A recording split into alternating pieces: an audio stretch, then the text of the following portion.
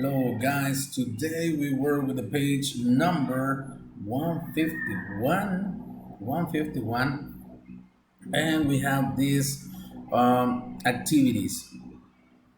Okay, so we have to go to the back of the book here where it says the page number 233, if I don't mistake.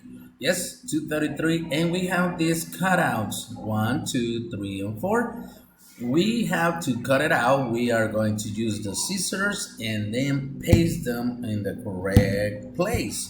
We are going to need the glue too. So let's go. Regresemos a nuestra página. Let's come back to the page number 151. Okay, and then we have to paste them in the correct place. We have swim, run, hop, jump. Okay, y nos dice aquí, I stay healthy when I stay healthy. Yo me conservo o yo me quedo saludable cuando when I swim, when I run, when I hop, and when I jump, because everything is exercise, so it's healthy, it's good for us.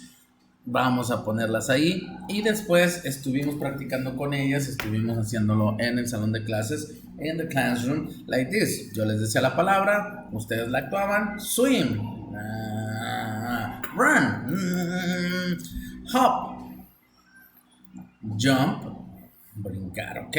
Entonces, estas actividades son las que estuvimos haciendo el día de hoy in the classroom. So, los que faltaron, por favor, completen sus actividades para yo poder revisarles, ¿ok?